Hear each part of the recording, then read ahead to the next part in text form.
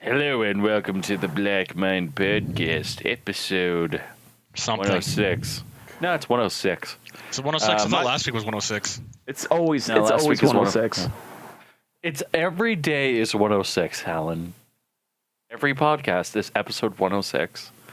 My name is Jeff Rock. Joining me this week, the man, the myth, the legend, Josh. Yep. And also joining me this week, the man, the myth, the legend, Allan.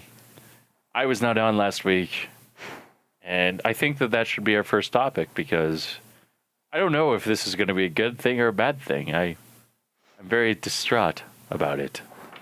What, good schlocky movies or? No, the bottom one. Due to work. Yeah. So, I got my job back. Yay. I'm not going to be on the show as much as I want to be. Because work is mean. Because work is being a douche. Pretty much. It's pretty much like I guess I'm one of the only competent people who work there still. Which isn't hard. So just be a person who works pretty decently. Be a person who sells shit more like. And yeah, because of that, I'm working every single one of the recording days for the next little bit, so that's fine. Fantastic. Yeah. Yeah, and so basically what I'm trying to say is Josh and Allan are going to be managing the show for the next 2 weeks. And I'm still going to be editing the show, but that usually means that Rory's going to be on a lot more. Adrian's going to be on a lot more. Maybe Lane and Shane will be on a lot more. So you can sucker those losers back in. Yeah, sucker those guys, those D-bags back in. Just put some beer and cookies at the door with we have a bear trap. Just deliver. Just all of a sudden I get a message, Jeff, I need you to go to Red Deer this weekend. Okay, why? I need you to deliver craft beer to Lane. Okay, why? Yeah. So, yep. Exactly. That's how it's gonna go down. Yeah. Yeah. But it's in good hands. The show's in good hands, I believe, for the most part. Allan, Maybe. don't fuck this up. I can't make any promises because you are talking to me. Yeah, Allan. If you fuck this up, it's not going to be a big deal, but it's just going to be very depressing for me. Well, it sucks to be you. Yeah, and Josh, that goes for you as well. Don't fuck this up. I'll try to bring people in, but man, I'll try to bring them in and see if they can do it. But yeah, it's gonna be some hassles one way or the other. Yeah, it sucks for everyone involved. It sucks that Jeff's not gonna be on the podcast as much. But considering how work's looking for me, that might be a thing for me too. Allan is we're both in hell. Oh, that's the thing is the past 2 weeks we've had a lot of long hours, and pretty much this week lined up the way that I thought it would, with Monday being the shortest day that I had this week, with it being 11 hours. Saturdays are on average 10 hours, so I spent the average time there. Tuesday was a 14 and a half hour shift. Wednesday was not Tuesday. Tuesday was a 13-hour shift. Wednesday was a 14 and a half hour shift.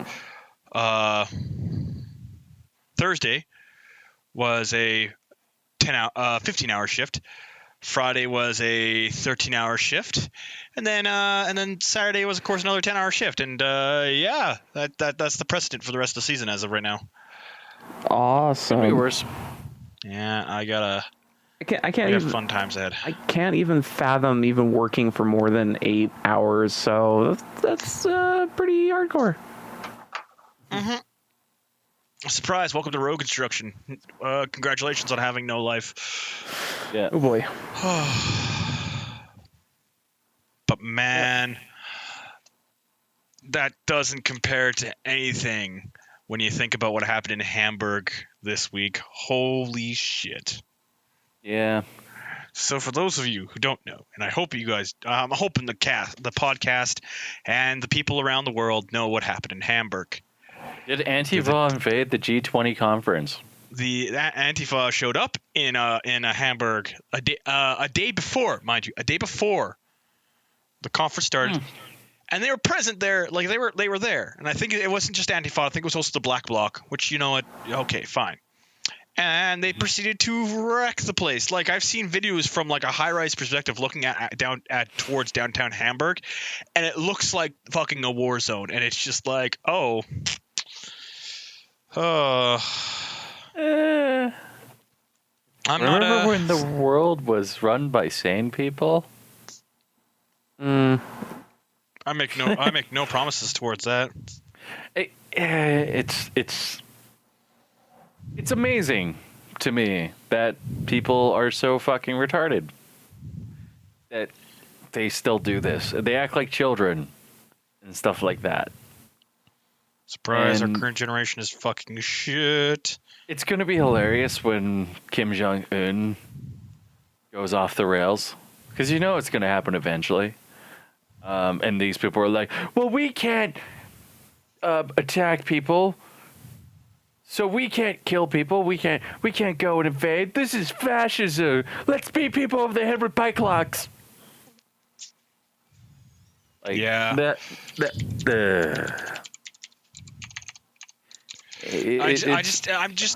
I'm sitting down. I'm looking at the situation with what's going on in Hamburg, and I'm going, oh my god. Well, it gets even better because they threatened reporters. Yep. And the media is not doing the media thing and just kind of ignoring the situation. Nothing bad is happening here. Nothing bad. It's only liberals attacking people who are Nazis. But you're acting like Nazis. Yeah, what are you talking about? They don't. What makes it even funnier is I saw a video today where a guy actually read like speeches from Hitler to an Antifa group, and they cheered. And I was like, oh god, they're fascists and they don't even know it.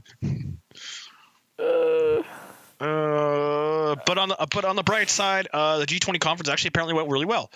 The U.S. literally, Trump sat down next to Prime Minister May, whatever her name is. Yeah, Theresa May. Theresa May shook her hand and said, "When you need a trade agreement, just come to us. We'll have one ready for you." Mm-hmm. Russia sat down next to Trump, and Putin sat together. They shook hands, and you can tell immediately when they shook hands. You can tell like from like the way they were acting. It's like, yeah, no, we want to make sure no war happens. We're gonna sit down and talk. So can we change gears for a second, because I think that's a good thing. Yep. For all of the slack that Trump gets and stuff like that about Russia influencing the elections and stuff like that, I don't think anyone honestly believes that. Well, actually, no, I do think some people believe that, but I honestly don't think it's as big as a deal as everyone makes it out to be. Because the person who was the opposition was actually terrible, and I'm kind of glad that Russia did that. The problem that I have right now is that if World War III happened, it wouldn't be because of Russia doing something or the United States doing something. It's probably either going to be the Middle East that causes it, which is no surprise to me, or it's going to be North Korea. Yep. Nope, the reason why I put the Middle East in there is because of how much of a powder keg it is nowadays. The Middle East, what's probably going to happen is they would bomb themselves out of existence.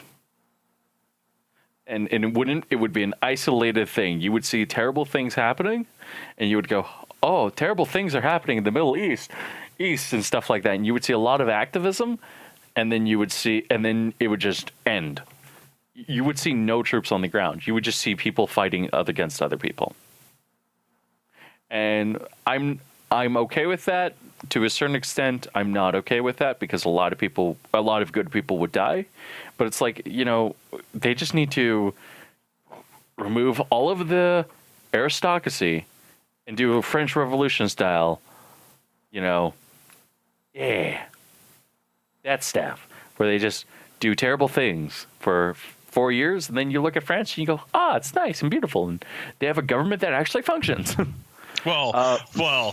France's government functions right now. It's gonna be interesting to see how the government works. I'm not gonna lie. Well, right now, I think we're in a very special place. The other thing, so back to the G20 conference, it went really well. Trump and Putin didn't. Yeah, no, like you sat down and you look at the conference and like they all got together, they all talked, they shook hands, and then they went peacefully each other instead of like having like this big controversy that you normally have. Yeah. It's almost as if the governments have the world in control right now. And it's just the people who don't understand how anything works. Are in shambles right now. So in other news, we are going to move on. Go for it. Real world things to Woodstock 99. The most important real world thing ever. I think this is I think I can see parallels between this scenario and what's happening in modern day. Pretty much. I mean, it's just parallels in like what mass amounts of people and there's a term for like people following suit of doing terrible things. I forget the term, but it's basically like, other people doing terrible things, it's fine for me to do terrible thing because whatever, because when other people do it around you, it's like, it's fine then, but it's like, well, no, and you're going to jail. People just completely forget for some fucking reason. But anyway, I was just looking up old Woodstock 99 videos because I was looking up some YouTube music, more or less. And I was like, oh yeah, Woodstock 99 was a thing. And I do remember, running home at the end of the day, try to catch the Woodstock 99 on TV to see who's playing and what's going on there and whatever, and them doing interviews with the music people and stuff like that. And I was like, man, I remember this being like kind of cool. And then slowly over time, you kind of see it just degenerate, and finally, when it got to, Red Hot Chili Peppers were trying to play their songs, and it was like, I'm not sure it was the middle of the week or towards the end of the week of Woodstock, but the Red Hot Chili Peppers were trying to do their shit, and everything was just on fire. Like, everything was on fire. And ironically enough, it was during their song called Fire, but I mean, I don't think that ignited I really don't think that ignited people at all. It was just that I have to imagine the lead singer for the Red Hot Chili Peppers looked at the band and said, "Gentlemen, it has been a pleasure playing with you," and then just started playing. Pretty much. But like now I'm looking back on it, I'm like, what the fuck happened to that thing? Because I remember trying to flick it onto the channel, and it was just, all you see was just their on MTV, and you try to flick it on there, and all you saw was just a banner thing, and then saying it will be back soon. It's like, what the hell happened? And it turns out, the organizers that they set up for the show, they are understaffed entirely. There's so many people. Yeah. Like, it's another city, so they're so understaffed. And another thing that happened was the food and water and showers and bathrooms, not enough. and to the point of like people are like for the water, especially for the water fountains, they're just poking holes in the fucking hose so they can drink it before the other fuckers can. So basically the water pressure goes down and there's just mud puddles everywhere. Another problem was that, yeah, again, the toilets, not enough toilets, so people are just defecating everywhere. I'm not kidding. I'm not fucking kidding. What else happened? Like, there's just like it just slowly over time just going downhill to the point of like when Fred Durst had opened up for his show and like doing his set and everything. He actually kind of enticed people to fuck shit up more. So they're literally breaking like the sound, like the background group sound people who do all the the lights and the sounds, make sure they're sound checking properly. They're fucking wrecking that shit. And they're like, guys, finally halfway through their set, they had to stop and tell people to stop it. Please, could you stop? Stop it. No, seriously, Fred Durst himself was like, could you please simmer down a little? Like, This is sounding like a train wreck. it's such a train On wreck. In slow motion. And it's just straight up slow Oh motion, by yeah, the way. totally. Well. Okay. Here's the question: is this worse than Fire Festival? Okay, here's the thing. Fire Festival's bad because it didn't happen. But Woodstock 99 is by far worse. oh yeah, totally. In fact, is it really? It's so worse to the point when you go to the Wikipedia page and look up like these scenarios of what happened. One of the things it picked out was like a woman got raped when she was trying to fucking surf the crowds. It was during the freaking Limp Bizkit concert. It was like, what the fuck? That would be so terrible. Wait. Yeah, she got gang raped during Limp Bizkit. Like, Okay, yeah, this is worse. It's fucking worst. Like, I could imagine being witness to that. This is why we can't have nice things. Oh, so bad. And another thing is, it's even worse was, like people who are like, there's evil people supplying food and stuff like that at the show. They're astronomically priced to like, oh yeah, a slice of pizza, $50. What? No, of course, $50. Oh, want a bottle of water? $7. It's like, what the fuck? And oh god, it's such a bad thing. And now, like, You know what? I got a solution. We'll run a music festival. It will only include men. I'm pretty sure it'll still happen. it'll still happen. Yeah, probably. Yeah, because we're fucking assholes. Did you hear about the one that's like we're gonna run a music festival where it's only women? And it's like that is sexist beyond belief. Holy shit. Yeah. But I hope the train wreck happens. Oh, it's gonna happen. I mean, it's gonna. You know what's gonna happen is that it's gonna be people. It's gonna be a lesbian now rapes a woman, and it's gonna be like, well, we can't have any gays at the music festival. Oh god. Well, This is fucking now. I was gonna say, like, just looking back at the Woodstock thing, I'm like, man, there was some cool stuff happening, but at the same time, it was like, wow, good. Thank God I wasn't one of those teens or one of those people who were like, oh, I have an opportunity to go to the show. It could be amazing. And then it's like, no, dude, it's a hellhole. Legit ring of circle of hell hole. Like, you don't want to go. It suffers from the the anonymity thing. Yeah. But like this is far more like you have thousands of people in an area, and it's like the bar scene where you have thousands of people, and it just takes one little spark in order to ignite it all. Pretty much. Yeah, and like the thing that like this is the reason why I don't like music festivals very much. Like I enjoy music and stuff like that, but like I don't like going to concerts very much because I just think they're stupid. I like to go to one concert, at least like one concert of like I don't know, like USS or Metric or something, just some alternative rock or some band to just go to and be like, oh, we'll have a good time with that, and that would be about it for like going to a concert, because I think pretty much yeah. Well, that's the thing is, okay. I will concerts say this, if concerts are fun, I've been to one. I'm currently wearing a shirt that I went to a concert for, which was for Sabaton. It was in a small venue. There was maybe 300 people there. Yeah, fantastic. It was great. The moment the crowd gets above maybe above 2,000, that's when the problem starts. Yeah. Because that's what I found. Because I worked at Rexall when I was younger. I remember going to Iron Maiden, and I think Iron Maiden was getting close to that point, and they were having problems at times, but they were like, it was still manageable. Anything above 2,000, I think. I can't remember. I don't remember how big the venue for that stuff was, but Who joined? yeah, at the same. Who cares? The situation was just like it gets so abundant and just so crazy. It's just like, holy cow. And like the situation with that Woodstock 99, I just like look at the situation. I'm just like, thank God we're away from that.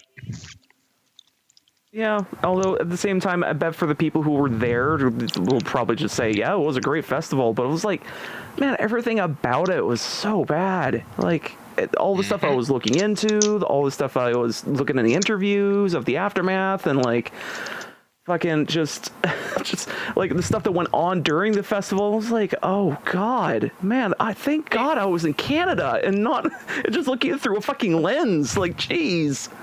Like, Well, I think that like stuff like this is just anyone has the capacity in order to do something stupid. yeah. And we've seen this time and time again. Anyone is able to do this. And yeah. But yeah, no. I mean, it sounds like all doom and gloom, but like, I mean, yeah. So who saw the trailer for the new Overwatch champion?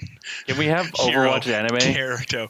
I want it. Holy I cow, want it too. I saw the animation. I'm like, and then I saw what happened to Tracer. I'm like, oh. She went back in time. No, she didn't go back in time. She disappeared from time. Oh, that's what happened. Yeah. For the second time. She literally fluttered out of time for like, I think another 3 months. But oh my God, the announcement for Doomfist, the video was great because all he does in that video is it's showing a flashback to when he gets beat by Winston. You know what? Yeah. Fine. And But breaking out of prison. And showing him breaking out of prison by punching a wall with his bare fist. So, it's just like, what? Oh my God. Anime power levels.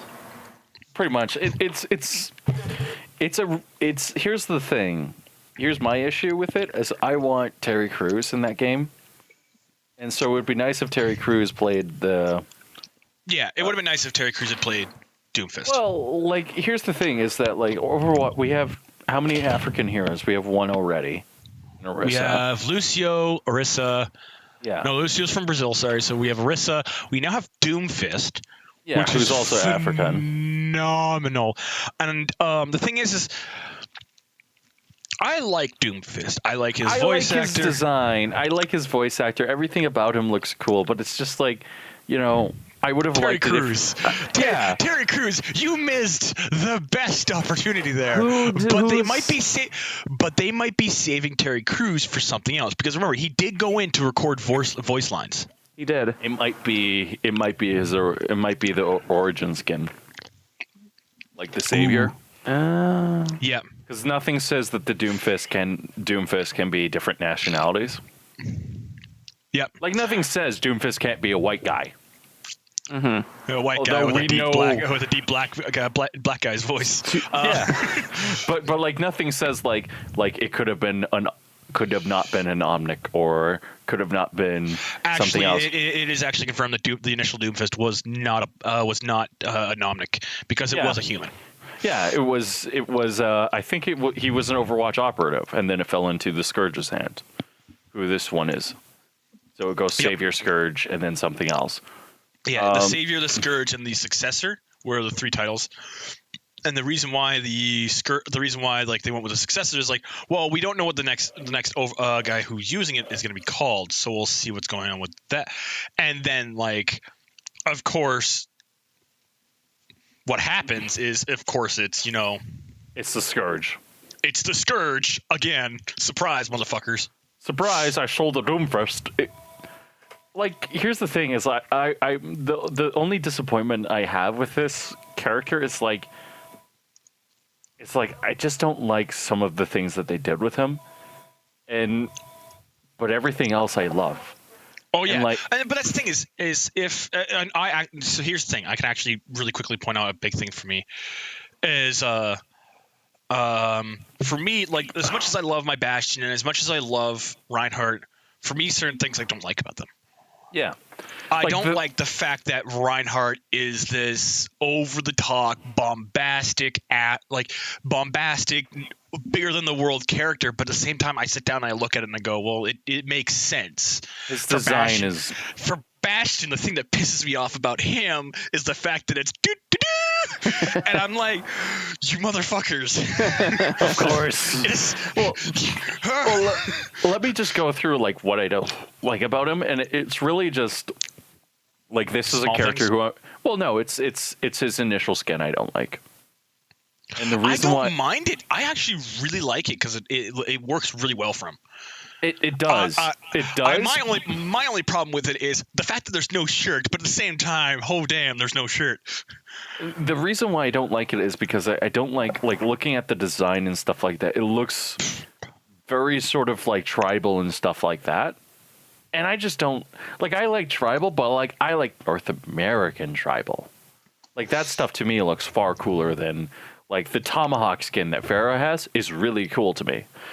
But like this looks like very African tribal to me. So Yeah. it's like, Yeah, well, that's the thing is, depending upon which tribal we're going with, and this is probably like yeah, like it- like near Zulu, and I'm okay with that because actually I like the Zulu design.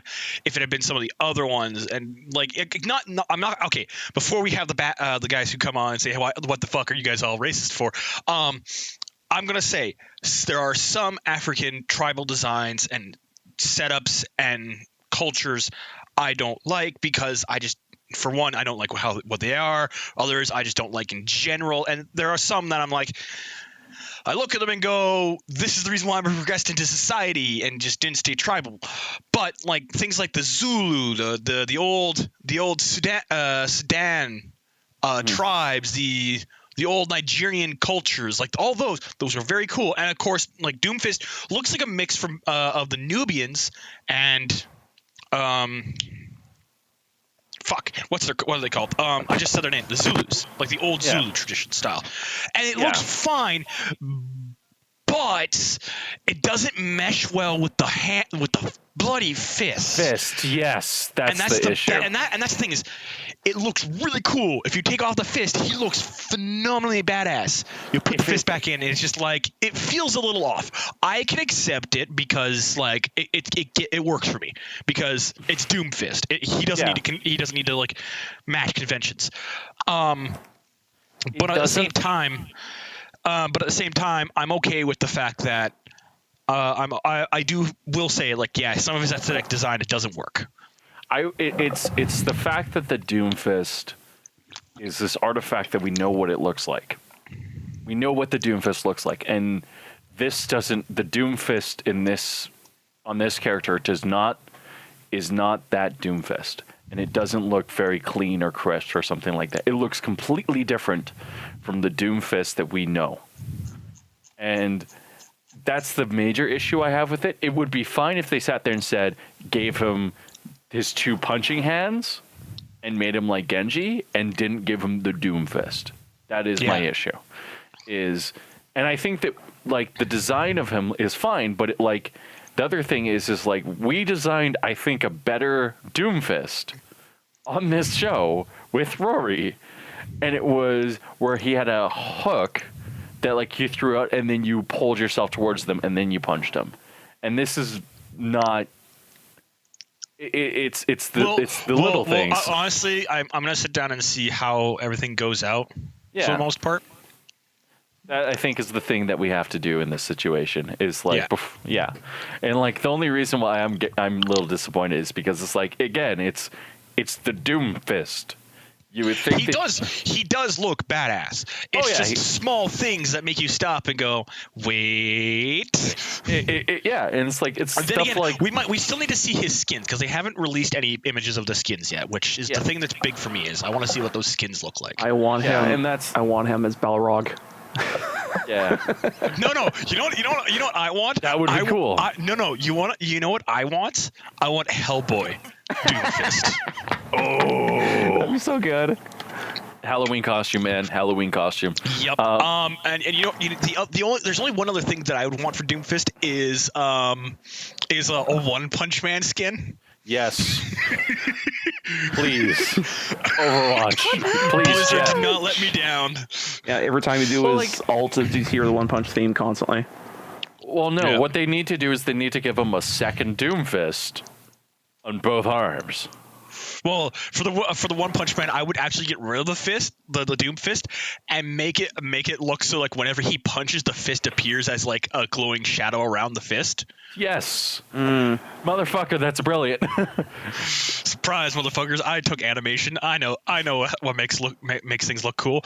But another real big thing for me with Doomfist is the way his trailer is done. I love the fact, and I like how like a lot of people have been like, one of my friends actually pointed out to me is that Efi designed Orisa to literally hard counter him. Yeah. But I'm like sitting down, I'm like, well, that's the thing. Orisa sure does counter him. Sure, I will agree with you there. Just straight up counters him. But Orisa is almost straight up just locked to new body. Yeah. Orisa. And Orisa has, and there are 3 other problems Orisa has to deal with: Widowmaker, Reaper, and Sombra. Orisa is the champion that I actually like more than her design initially than Doomfist. Orisa is the champion that, like, I look at her and I go, like, this is a fully conceptual character who embodies African culture well. Yeah. Whereas, like, yeah, like this is like Doomfist. I get the feeling that Doomfist was born in Africa, had some of his heritage raised there, and then like moved to another country. Which, you know what, I'm okay with. I'd be fine with it. yeah, that would be something. It's the things that like it's the little things that are just annoying me, and I will probably get used to it. It's probably going to be like a few days, and I'll probably like come around on it. But it's like, man, that's not the Doomfist, man. That doesn't look like the Doomfist to me. It looks like the Doomfist to me. I think they had to change it because like the initial design for it was meant to be just, prop. To Yeah. like the most literal sense of the word of prop. Well, like here's a solution to here's what would actually make me come around on it. If they said the Doomfist, if they released a map where it was the original Doomfist, and then they were like, yes, the Doomfist was remade, and this is the new Doomfist. That's powerful. Yeah. Because the Doomfist can destroy skyscrapers. Yeah. But then This again, one also, cannot. well, that's the thing is you can tell in the animation how it looks. It's still the old original design in the animation, so it looks like he's like he got it back, and all he did was just add spikes to the gauntlet. Yeah. And I don't like the spikes. Yeah, but I think he put that in to deal with Winston. Yeah. Did you blame him though? No, I couldn't. But then again, it's one of the games that it's one of the champions that I'm probably going to come back to and go, yeah, this character's cool and stuff like that. I just hope they make other designs for him and stuff like that and other skins. Yeah. I just hope there's a good old-fashioned pro wrestling beatdown. By the way, it's looking like it actually looks like all the Doomfists are African. Yes. Huh. Oh, wait, seriously? Because they actually have them in the posters for like in Numbani. It says Doomfist, Doomfist, Doomfist, and the thing is the savior Adhabu Nagumi. Yeah. Adhabum is the first name. Ngumi is the last name, which is definitely an African name. The second one is Akinjide, Akinjide, Adyemi, Adeyemi, is the Scourge, and he looks vastly different from the Doomfist, like the Scourge. So we are actually dealing with the successor. Oh, great. The successor is a fucking Talon agent. Yup. Can't wait for the pro wrestling throwdowns. Gonna be so good. I want their promos to be really hyped up and just gonna beat the shit out of each other. Because this guy is actually like his name is Akende Ogodumi. Mm-hmm. Ogundimu. I don't know how to say. Again, African names elude me. Yeah.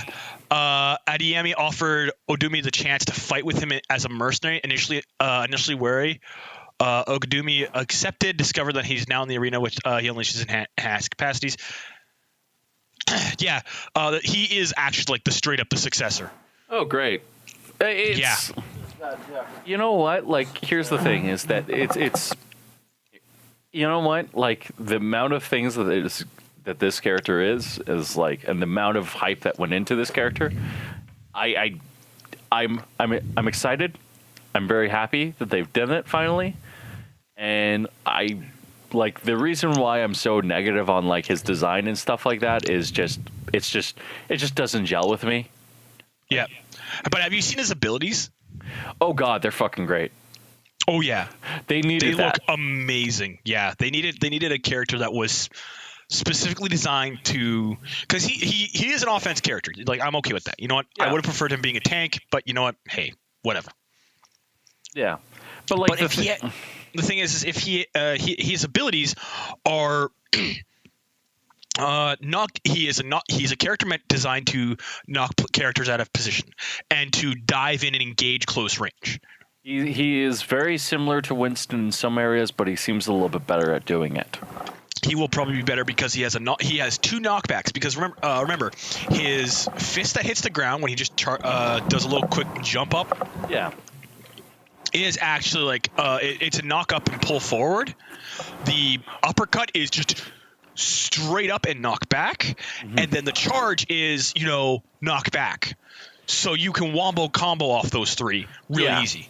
And then the ult is just a knockback for everyone that is in the center of the thing and does damage.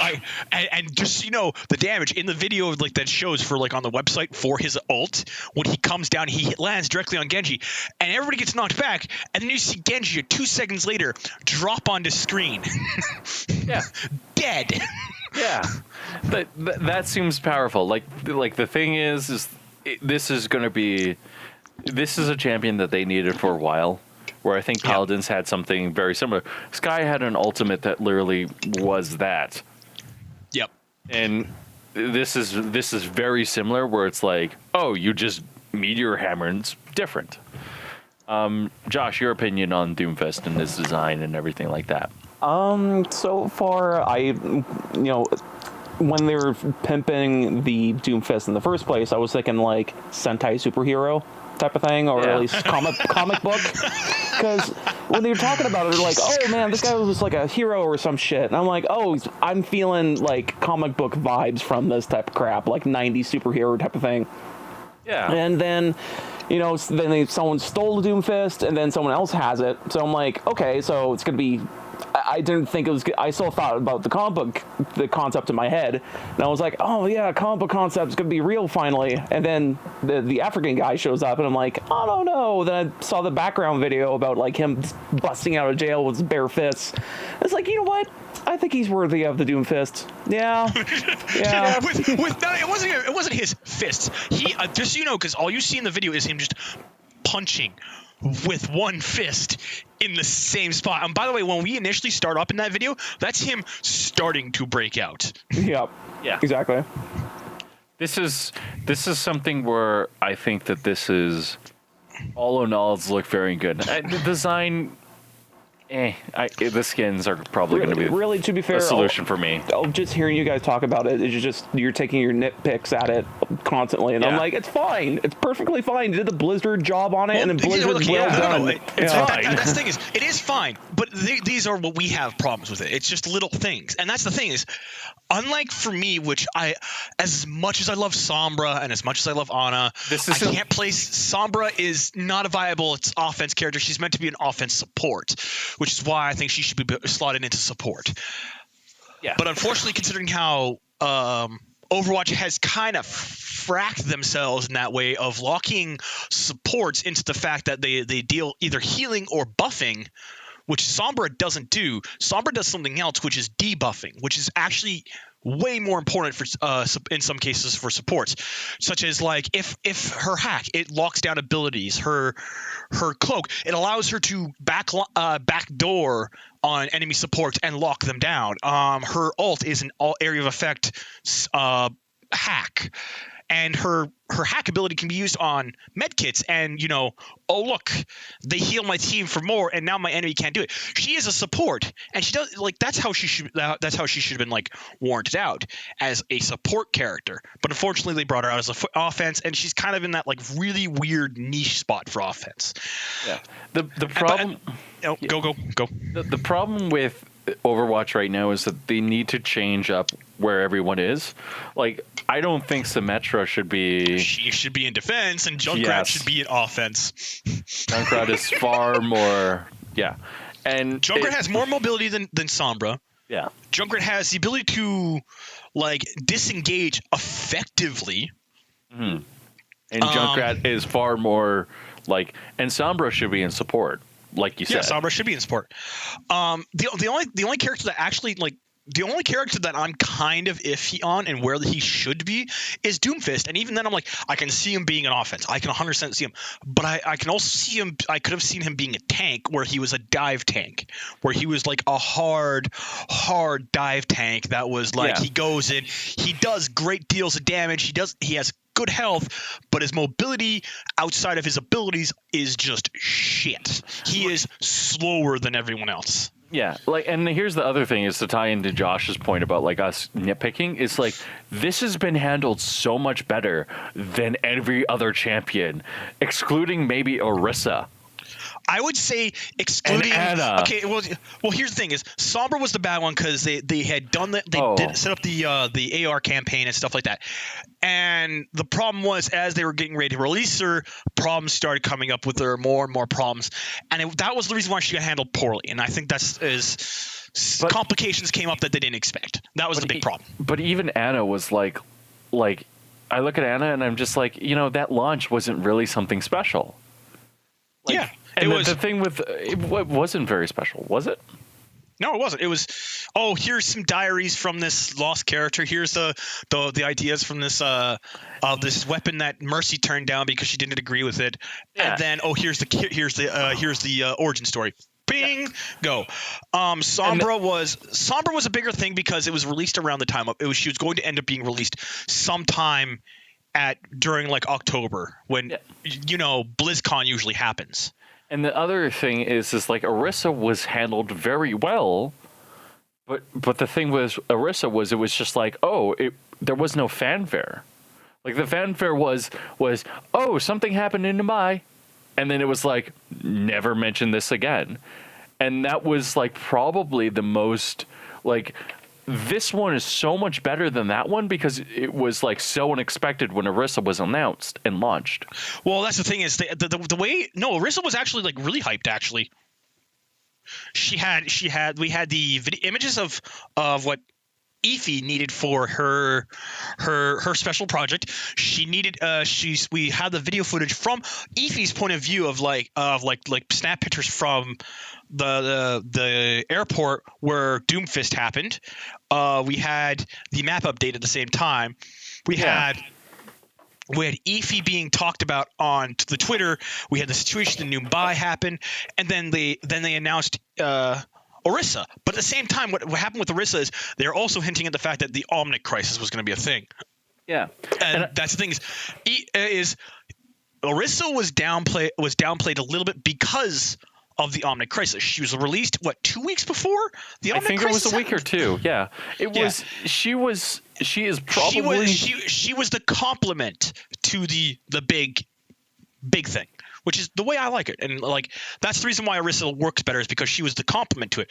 Doomfist and Sombra were standalones because they are in like dead zones. Sombra was going to be coming out after Halloween, so she was going to be like competing with after the Halloween event, which is the problem. Is the Halloween event was really, really damn good, and Doomfist's coming out after the anniversary set. But the thing is, Doomfist is being handled way better than Sombra because he's not coming straight out after the anniversary. He's almost a full month after the anniversary, actually, and I'm like that's good. Yeah, no, I agree with you on that. Like the reason why I think Arissa was mishandled and handled poorly is not because Sombra, you mean? Well, Sombra's a different story. The reason why I think Arissa was handled so poorly is because they didn't give it time to breathe. They gave it 2 weeks, and that was it. Yeah. And if they she was on the PTR the day the Halloween event ended. That was when she was put on the PTR, and a lot of people were like, "Oh," and they started playing her. They really liked her. Actually, a lot of people still do like her. Like she's not a bad character. Ooh, she's Sombra? a support. She's a support offense, and that's the thing is, people have learned to play her like that. They realize that she is a support, so you can get away with having her as an additional support. She doesn't heal. But at the same time, it's kind of like sitting down and looking at the situation and going, well, this is how it's going to be.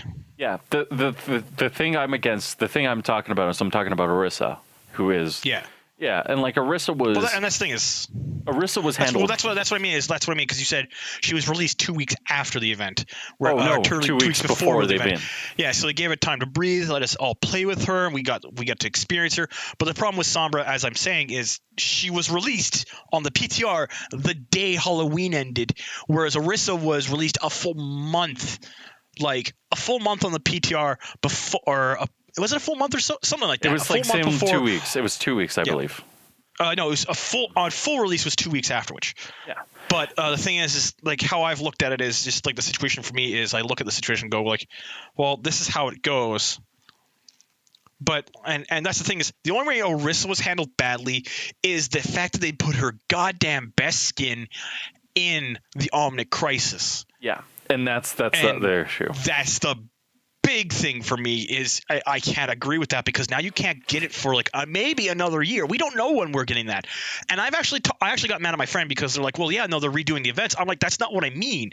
What you need for the Overwatch events, and I'm going to ramble here for a moment, is you do the event, you release the loot boxes during the event, and you keep doing it the same way. But you need to put in a currency that doesn't just come from loot boxes. Yeah. You need to get it like I wouldn't even mind if for every match you win, let's say you get 200 gold, every match you lose you get 50 gold. That would actually solve a lot of the problems. That would solve all the problems. The other issue. Okay, so I think that are we done sufficiently talking about Doomfist? Yes, we are done talking about Doomfist. We're on a little bit of a ramble. I'm sorry. Yeah. I'm rambling about Overwatch. Nothing new about that. Okay. So we talked about that. We talked about that. Guys. You're just getting us on to the next topic because you're like, no, I'm done. We've been talking about it for 52 minutes and we have a meeting. We can get our big floppy Doomfist later. Just shut up. Yeah, pretty much. Guys, good schlocky movies. This topic came from me because I was recently doing returns for movies and I noticed a movie called Zombie Beavers. Oh, God, yeah, that's right. Oh, yeah, that's right. So I decided to talk about good schlocky movies like Lesbian Vampire Killers. Oh, boy. And it is... So we should talk about our favorite schlocky movies. And mine is Lesbian Vampire Killers. Because that movie is terrible. It's amazing. My favorite schlocky movie... Gods, like I don't even really watch schlocky movies. That's the thing. Can I explain to you why Lesbian Vampire Killers is so great? Because of the extreme gore action stuff in that. Because I saw the trailer. So in the trailer, like all of the vampires are lesbians and stuff like that. So the movie is like the way that the movie begins is like a guy forged a sword with a penis on the end of it. That is the shaft. Oh God. That's a bad joke. And you feel bad. And he used it to kill a vampire. And then he was cursed. And so his descendants The movie ends with his assistant doing the exact same thing, only he doesn't get cursed. It's brilliant. Oh my god. It's the funniest movie ever because it's so bad. And it has like a James Corbin in it or something like that. Oh my god. It's so brilliant. Okay. Okay. The way you're describing it makes it sound like it's a B movie / C movie. It is. Okay. I've already talked about this movie on the podcast, I think, once, and that's Starship Troopers, the Van Hoven version, the guy who did what's it called, RoboCop. Yeah. Yes. It's a really campy movie. Mind you, the book is way better than the movie, but the movie actually has a fairly good following now. Concerning they are now on movie 1, 2, 3, 4. They're on movie 5 now, and the third and the fifth movie actually looks like they're taking a serious tone finally, because they've actually been like, yeah, no, we're actually getting popular. We're going to take a serious tone at this point for a little bit, see if it sticks. Yep. And again, it's a campy movie. There's nudity, there's violence, there's gore. It has a really cool political message. If it wasn't, and the fact that it was supposed to be satire, and the fact that you still end up agreeing with the way the satire is done, you're like, wow, I actually agree with this political view. Actually says a lot. Yep. Says a lot about me. But like at the same time, I sit down and I go like, it's a B movie. I know it's a B movie. Yeah. As long as you know it's a B movie, it's fine. Yeah. Josh, your favorite B movie? I'm trying to rack my brain because the thing is, I'm one of those weird people that, well, when I was younger, I saw a bunch of movies. I don't watch movies. Well, yeah, that's the thing. I kind of stopped watching movies kind of after high school because I just had no time at the point, like to a point. So really, I'm trying to rack my brain of like, man, what is like a B movie or just a movie that I saw that was probably not that great, but I had a good time with. I would say, I don't know, was it Kung Pao Enter the Fist? Like, I would think that's it. Oh my god! I would say that's probably a B movie, but the thing is, the jokes are done so well, and a lot of the stupid slapstick stuff was going on in that film. You can get with it and be like, yeah, that's totally awesome, and you can fight this stupid cow, and the cow does all the best pro wrestling moves ever. That's Oh my god! freaking. I love like at first when I was seeing the trailers for that movie, I was like, oh, this looks so bad, because it's like fighting the cow and the CG looks like shit, and you're like, oh, what the hell? But when you actually watch the movie, you're just getting into it because like, yeah, this universe is fucking retarded. Even the main character knows, but he's like, yeah, I gotta go with it because I'm the chosen one, and it's just it's just like all the jokes and all the the supreme camp of this entire stupid thing. Like, you can get into it. You'll have a fun time with. The other one, the other B movie I'm actually going to talk about is another kung fu movie, which is the movie about the God Fist, where the Buddha hand and stuff like that, where it's an apartment complex. The guys go in to initially scam the group, and then they start getting in a fight, and they're starting to pick fights, and everyone in the house is like kung fu masters. Oh, you want to know what? I can't remember the name of it, but like, oh god, it was such a good movie. Is it The Raid? No, not that one. No. Is this old flick? It's oh jeez. It's a kung fu movie that was like a spoof, and like straight up, like the entire, like the first scene you see of these guys is they try to scam people, and like he says, I'll fight one person, I'll pick somebody else. And he points at some kid with some tall lanky, it looks like tall lanky guy with glasses, and it's like, I'll fight you, and the people in front of him like part so you can come forward, and he's just ripped, and he's just like, no, never mind, I meant you, and the guy steps back, and another guy comes, stands up, yeah. And like it's another big rippled muscled guy. He's like, no, I'll fight the kid, and the kid comes forward and he's ripped and muscled. He's like, what the hell is with this place? Yeah, that's like Kung Fu Hustle. Yeah, Kung Fu Hustle. Yeah, there we go. Thank you. No problem. Oh my god, I love that movie. It was so good. That's a movie I will straight up recommend to anyone any day of the week, because I know for a fact that it's just straight up good. Yep. Pretty decent movie. I think the only thing that sucks about with the Kung Fu Hustle or that movie was that it just never had a sequel. And at the same time, it's like, I guess it should never have a sequel. But it's like, it should never have a sequel. Have a spin-off of some sort. If it had a spin-off, I'd be okay with it. Where like they deal with like a really, it just gets stupid, seriously funny. but like at the same time, like I don't think it could. Like I think the movie delivered everything it needed to in those scenes, and it trying to follow it up is almost impossible. Yeah. However, I would pay to see a sequel to that, just to see how bad of a train wreck or how godly it would be. It would be. It had to depend on the people doing it. But yeah. If we're talking about Hollywood, then nobody good. Nobody at all. Then nobody good at all. Oh, Hollywood, you fell so far. But is there another B movie? Dread is the greatest. Although I wouldn't. Dread, that movie was fantastic. I'm not gonna lie, that was Wait. a solid movie. The new Dread or old Dread? New Dread. New, because Okay. the old was fucking Because I would say shitty. old Dread is very B tier. It's very. Actually, no, it's actually more of a C movie, because the reason why is you can tell like they didn't capture anything related to Dread. The reason why the new Dread is actually considered a B movie is it had a very small budget, and look what they did with it. Yeah. Like they put the effort into the proper places, and like I love the fact that when it talks about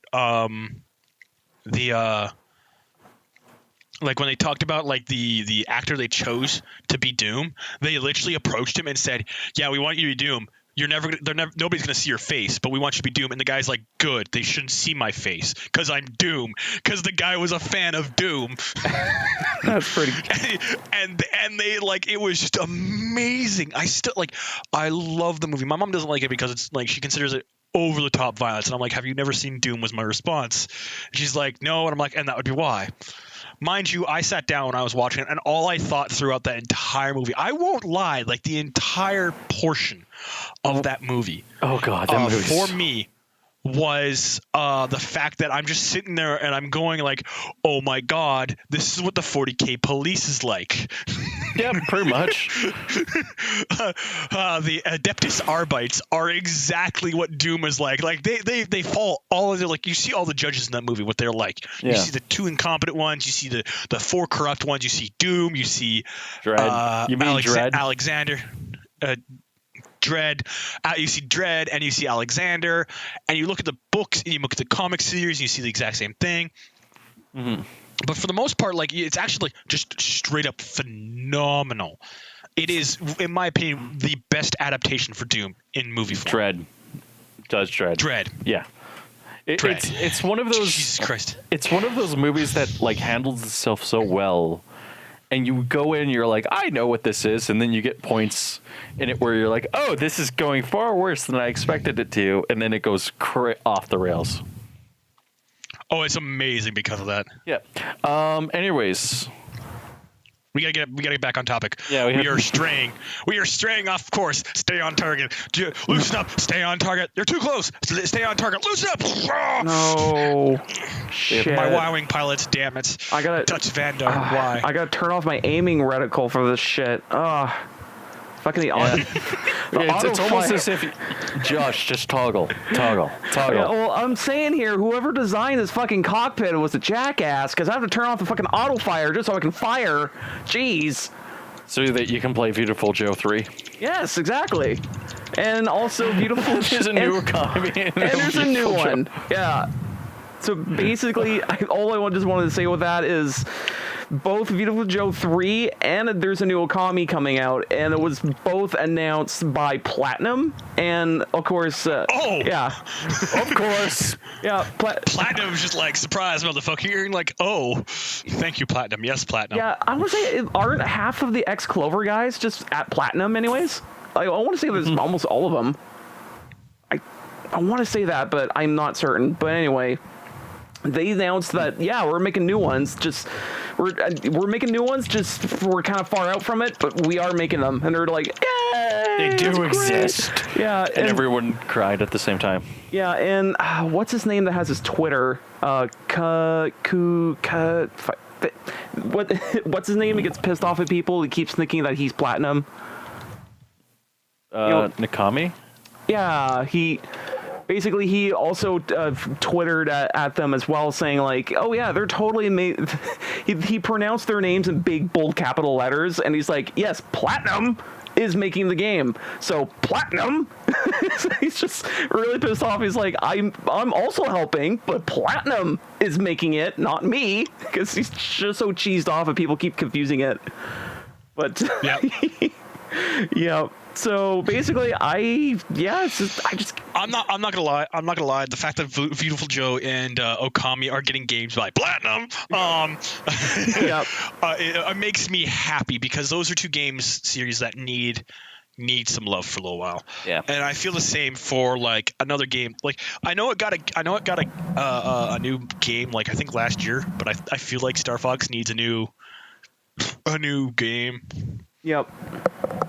I want a new game for Star Fox. Fuck off. I'm a furry. Fuck off. Don't worry. Star Fox 2 will be coming out for the SNES Mini. Don't worry. It'll be coming out, I think. Or maybe not. Is there rumors of Star Fox? Oh, yeah, you never heard of it? Dude, like the SNES, the Mini SNES is coming out, and it's going to have Star Fox 2. Yeah. Like, straight up, like the game that they had 95% done and just never shipped it because they're like, oh fuck, we have the N64. Should we port it to that? Nah, we don't want to compete with the old SNES or anything, or even port it because that takes too much work. So fuck it, we'll just shelve it. Like it was near complete, and they just straight up shelved the fucker. So it's like it's almost as if they like had a reason. That just doesn't seem fair. Like. I want Star Fox. Everyone wants Star Fox. Yeah, everyone wants Star Fox. I mean, you can get the ROM, and it's pretty easy to get and play. That could be your new Star Fox, but I mean, it's kind of old at this point. Unless you want Nintendo polish for the new one coming out, but you have to get a SNES Mini. And the Star Fox 2 is coming out, but it's coming out for the SNES Mini, and are you gonna fucking get one? Probably not. Probably not. Yeah, it's a good thing that thing's coming out. God damn. We should talk about toggling in PlayerUnknown Battlegrounds. Toggling? What? So toggle is basically means that you go like completely insane and you murder like 8 people. It's like in Counter-Strike, it's like where you go batshit insane and kill everything. So that's what toggling is? That's what toggling is. I toggled in PlayerUnknown Battlegrounds. We were on a bridge, me and my friends, and all of a sudden we murdered I killed 3 people on that bridge. Uh-huh. And then somebody was driving across the bridge on a motorcycle, and then they died because I shot them. Uh-huh. So the first time I had knocked down 3 people, and my friend just killed the last guy, and it just killed them all. So I got 3 kills in like the span of 5 seconds, or a span of 1 second, and then I killed another person, I killed another person, then my friend shot him again, and I got the kill for that one as well. So yes, I toggled in PlayerUnknown Battlegrounds, and it was glorious. That game has really good shooting. I was gonna say, like, isn't toggle just another way of saying kill streak? Yeah, pretty much. Okay, like, wouldn't that be a better word to say other than toggle, not toggle? No, because I'm getting better at the game. But I mean, the lingo, toggle, just say kill streak. You had a really good kill streak. Like, just say that. Because toggle, like, what the fuck is toggled? It's what somebody, it's referring to like hacking, Josh. Oh, because Jesus. Like, that's such a confusing phrase. That doesn't mean anything. Like, if anything, it just means that you went completely bonkers and you killed everything. Or to me, anyways. Yeah. So it's one of those. That game has really good shooting. You would like it. Yeah.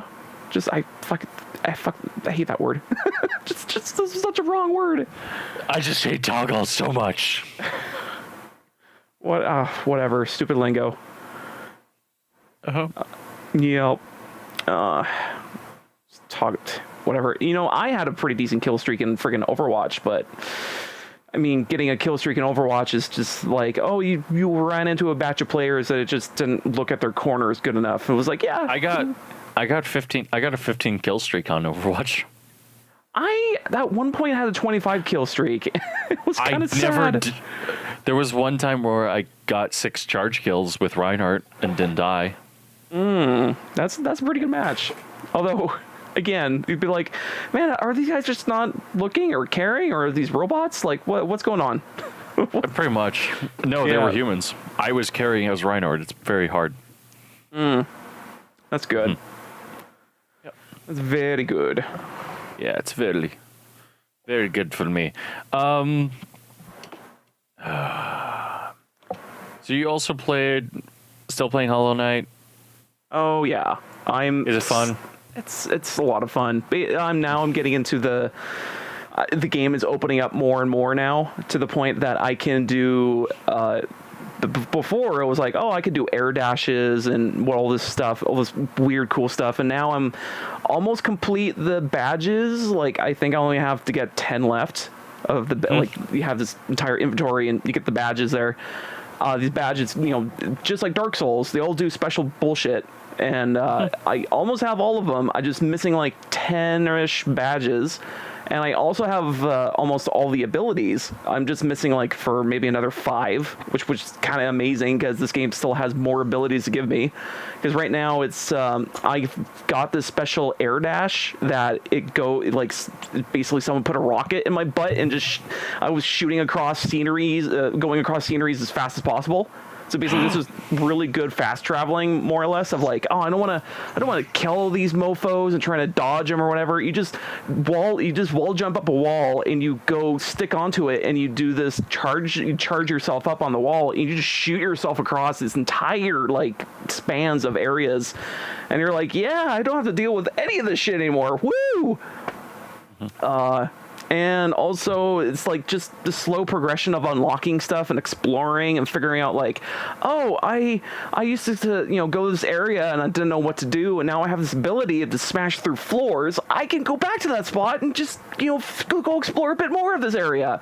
And it turns out like the map I was seeing before when I was talking about the game, it was like half of the map. So now I'm opening up another 50%, and I'm like, oh, this is fucking rad.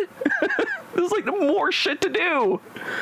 Because like for some reason in my head it clicked in like, oh, you're probably almost finished the game, and I'm like, oh, I kind of like this game, and then the game's like, no, bro, we got 50% more. What? Yep. Oh god, that's like me with Ori and the Blind Forest. Like I've been playing that a little bit recently. Yeah. Oh my god, I was like, oh look, I'm about to go to another area. No, you're not. We're gonna drop you down to this pig. Find your way out. Have fun, motherfucker. Just leaves you there, and you're like, really?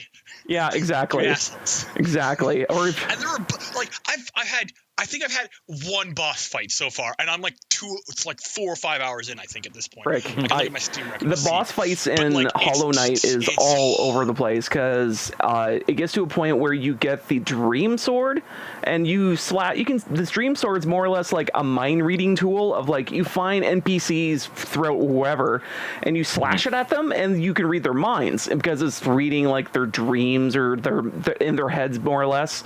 And you can also slash this at enemies. Doesn't do any damage, but you can also read their minds as well. And it's kind of tricky to do because they're trying to kill you, but you can do it.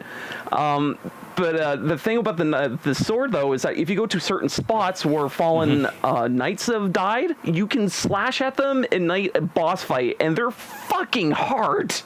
They're really fucking hard.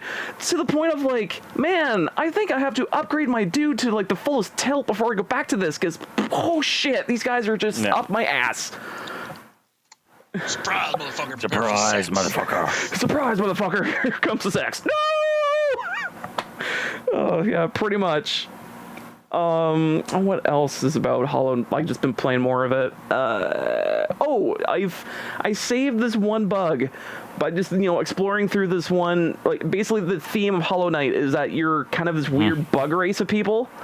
And for one of these people I saved throughout this giant catacombs of this cave, I think this bug is supposed to be female, and like no one's really saying their genders out loud or anything, but you assume this. And she's like, "Oh man, thank you for saving me. No one cares about me or anything. Blah blah blah. I'm gonna go back upstairs now." And it's like, "Oh cool. I'll probably see her at the hub world or whatever." And you go back up there. She's kind of sitting on the bench that you sit at to get your health, like the fire kindling. But she's sitting like super close to you, and she's fiddling with her little hands and going like, "Oh, I hope Hollow Knight Senpai knows me. Oh, he's sitting so close to me. Oh, it's just every time I go up there, I can imagine in my head that I'd be like, "Hey, babe, how's it going? Yeah, I fought some dudes. They're a bitch. They're a total bitch, but I killed them. They're cool." just small chit chat, and if you sit there long enough, she blushes, and it's like kind of adorable, kind of. Oh, it's nice little touches like that. It's really good. So again, I highly recommend Hollow Knight. It's a 11 out of 10. Oh god. Jesus Christ, George. 11 out of 10. Wait, did I say 11? I mean 13 out of 10. Did I say 13? I mean 15. 15 out of 10. No, oh god. No, I was it's still a game related thing, but it's tabletop game related. So new things came out on Thursday night. Sweet. On Thursday night, they released new ships for Armada. Sweet. And I bought 2 of each. So I have 4 hammerheads and I have 2 quasars, the light carriers. I opened the light carrier box first because that's the ship I've been waiting for forever, and I'm like, yes, this is amazing. Like the image, the meme image of the guy touching his face of saying so good. I opened up the quasar, lifted it out of the thing, and I put a little bit of pressure, like maybe enough. Like normally you'd maybe crack a ship with if you were a little bit more forceful than how I picked up. And all I heard from the ship, all I heard from this little model was creak, and I'm like, whoa, you are really, oh no. Oh dear. Oh dear. Okay, here comes the crazy glue. Here comes the crazy glue brigade. Okay, here come the fix. I've actually been I've been looking at it going like, I don't know how I feel about this. Oh no. Oh no. Oh no. Oh no. But is there anything else we need to talk about tonight? Josh, you played Magic. Yeah. Oh god. I went to the pre-release this week or this past Saturday, and freaking just the long story short, I went to my local card store in my hometown. Can't wait to play the Magic games. Got my card, they gave us the packs, and we're ripping them open. I'm like, man, can't wait to get some good shit. Look across all of my rares, fucking garbage. All of them, fucking garbage. And I was like, well, surprise. Well, okay. There goes the horseshoe. I was looking at them. I was like, well, I got 1 or 2 cards. I can maybe shove in Commander or whatever. That's fine. So let's look at my uncommons. You mean like that? You mean like that white enchant player? They can't. Other creatures become 1/1. They can't use any activated abilities. That thing's so expensive too. To try to whip out. Okay. Response. Hang on. Response. Commander. Yeah. Oh look, the blue player's used all his mana. Yeah. Just lock it on them and go, look at surprise, motherfucker. I guess all those walls don't exist no more. Pretty much. And fuck it. It's a perfect. I'm not gonna lie. Yeah. I've seen things for this set. I saw the Nicobolas card. I saw both them. They're both actually even both Nicobolas and both versions of Nicobolas actually look pretty good. Yeah, even the lesser version, the one that's for that dual deck thing, it's even that one that's still pretty beefy. It's like I don't feel pissed off about this one. Even though they had to dumb it down quite a bit compared to the older version. I mean, I think they took away the draw 7. Did they? Nope. Did they take? That's in the draw. That's in I know for the actual set one, which is the 4-stack ability card, it has destroy all the permanent opponents' permanents, draw 7 cards. I think it is. Yeah. It's let's see. Okay, I got the lesser version in front of me. It's the ultimate is the Nicobolus the Deceiver deals 7 damage to each opponent and you draw 7. So then the other older one I'm thinking of is destroy 7 destroy 7 permanents. Destroy 7 permanents. Opponent loses 7. Opponents lose 7 life, and you draw 7 cards. Was his ability because it was? Oh no, that's the ultimate. That was the ultimatum. The new Nicobolus the God Pharaoh gets Nicobolus God Pharaoh deals 7 damage to target opponent and/or creature opponent controls. Exile each non-land permanent your opponent's control. And I'm just like, I guess Commander. He actually is like each opponent exiles 2 cards from his or her hand. Like all the like. He's just You're gonna be the target immediately in Commander games. You're gonna be like, hey guys, I'm just gonna put this Commander down. Don't notice me. And everyone's like, what Commander are you? No. But that's the thing. That's the same with the Locust God and the Scarab God and the Scorpion God. It's like they're actually like all really good. Yeah. Anyways. Magic. Sorry. Magic. But then again, there's also the other Planeswalker. I'm just looking at her now, and I'm like, ooh. Yeah. Ooh. And you're like,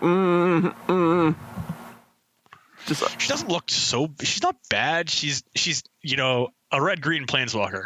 Yeah. One of I think 5 we've got.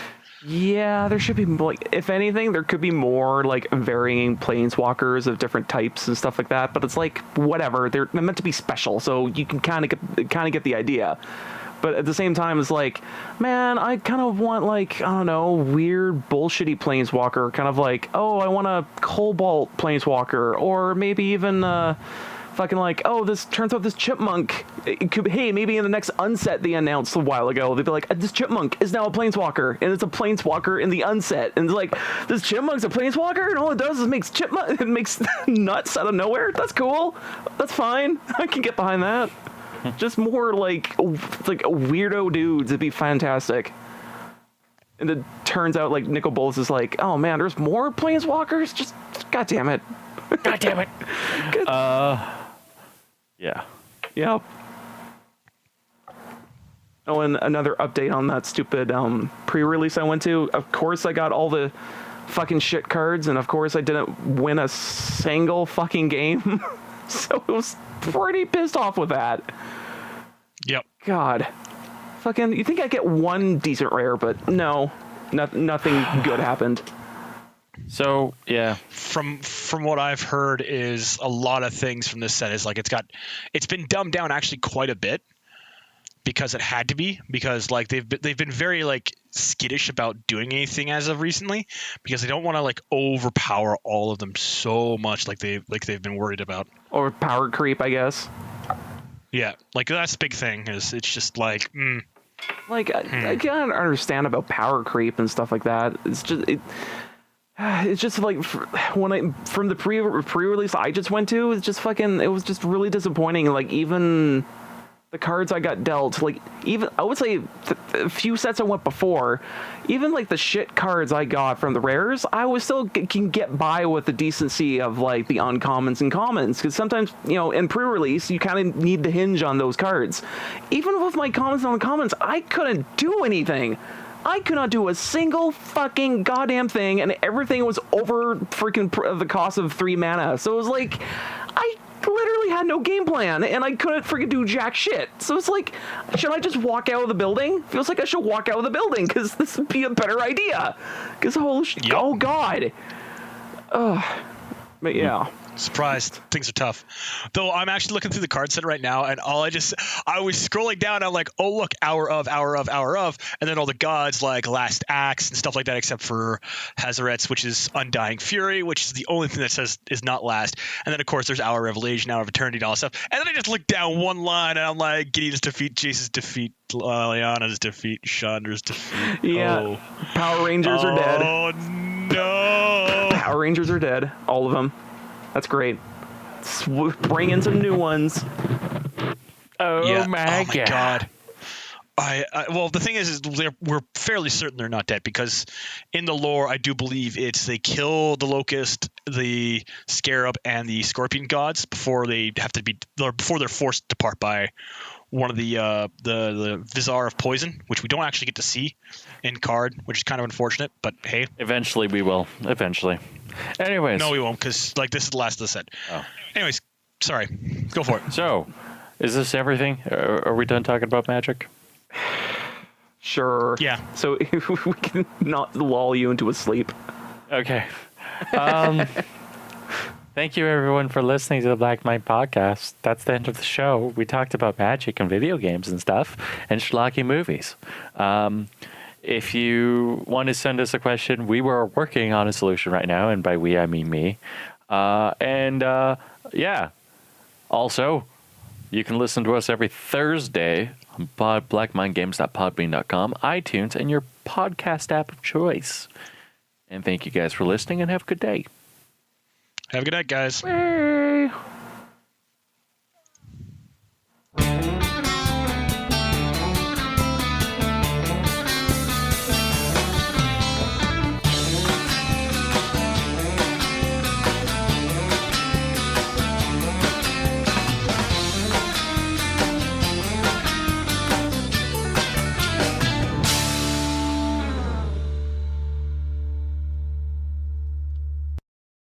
It depends on the power armor, Josh. Because if we're talking about Halo power armor or Warhammer power armor, then it's instantly great.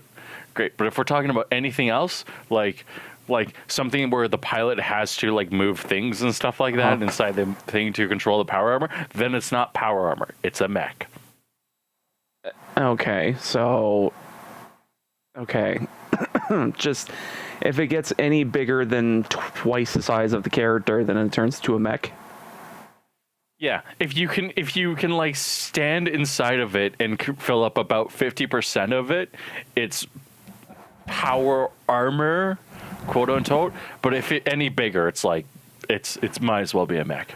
Okay, because now you're just kind of like, what's the fine line between the two? And I'm like, okay, I'm like, I can understand, like, you know, JOT from Zone of Enders. That's a mech, a big dick mech. Yeah. Like, that's understandable. And then you see the power armor in the video game of, was it Anthem? Like, that's more or less power armor. Or even like Fallout.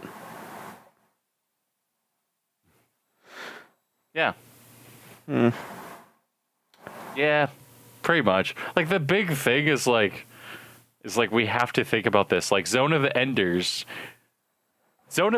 I would say, is like really weird mech design that I don't like.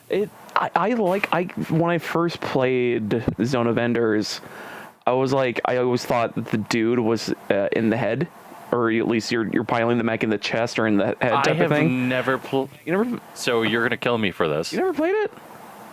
Yeah. Really? We should do a play series where we're playing Zone of the Enders. Because I played Zone of Enders 1.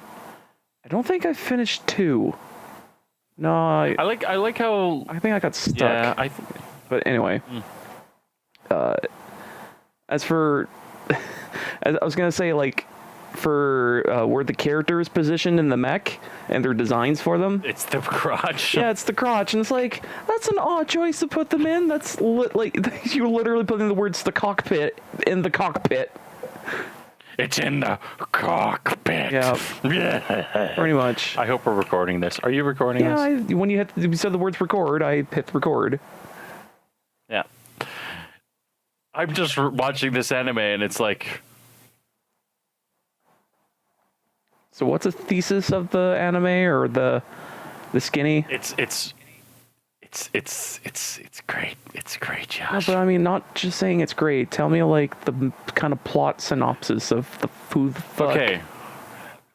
Okay. So to explain the plot synopsis, I have to explain to people. Imagine an otaku man who's a god at coding. Right. Magically dies one day. Uh-huh. Then is teleported to a world where magic and giant robot exists. Okay. Shenanigans follows. Okay. This is only episode 2. Okay, so this guy is really good at doing programming work or whatever. Yeah. And then he dies in some weird fashion, or does just die? We just got to the love triangle bit that is gonna make the Meat Bun Chronicles look tame. Huh. Now, to put that in perspective, people, the Meat Bun Chronicles is where two people. Well, actually, no. Okay, the Meat Bun Chronicles was originally from Gundam Build Fighters. It's this stupid joke that Gundam Build Fighters kind of populated, and then the season 2 had like a love quadrilateral, like it had an octagon love triangle where everyone loved this one character. That's so weird. It was cringy at the same time hilarious because it was so stupid. Although it's not as bad as man who identifies as 6-year-old dominates CrossFit. I just picture this stupid, like, I don't know, kind of like an SNL skit of everyone drinking the love potion, but accidentally staring at only one other person in the entire room. And then the person's like, what's the antidote to this potion? You know, the only way you can get this potion to stop is you have to fuck him. What? Depends on who I'm banging. just paper bag it. Put a paper bag on and fucking get in the corner. Whatever. No, at some point you have to go. At some point. At some point, what you need to do is you just need to go yes, it is me. Yes, it's totally me. Yes, it's totally me. And then just replace it with a sex robot. Oh, yep, exactly. Especially if you're a girl, because if you're a girl and you don't want to bang a guy, you just replace it with a sex bot of yourself. Just get the robot. You'll be fine. Get the robot. Yeah, the robot will do it for you. Get the robot. I mean, eventually the robots are going to replace all of humans, and then we'll be in the Blade Runner situation. Yeah. And then we're gonna have but the thing is, though, that Blade Runner situation, we can have the most coolest exotic animals ever. That's the most pimp thing about it. It's like, yeah, I have this fucking jaguar, and it's well trained. It's not gonna murder people unless I'm like, there's definitely someone breaking in the house or some shit. And it's like, that'd be so cool. It'd be so fucking cool. You joined at the wrong time, mate. No, you joined at the right time. Just. You joined at the wrong time, mate. You joined at the wrong time, mate. No, he's joined at the right time because we're talking about Blade. We were talking about sex robots. Sex robots and how we're like, oh yeah, we fall into that Blade Runner scenario. And just hit your record button if you have Audacity on. Anyway, fall into the Blade Runner scenario of like, oh no, almost like 50% of the human race is robots and all this fucking terrible shit. And it's like, but dude, you know how cool it would be to have an exotic animal as a fucking pet? You can have some jaguars and old like barn owls and fucking sweet ass most poisonous frogs, but they're not poisonous, but they look like those poison frogs, and it'd be so fucking rad. You can train them to do shit. It'd be so fucking rad. Oh man, what am I? This anime's great. We should sync. I'm ready to sync when you guys are. We should, I guess. Sync in 3, 2, 1.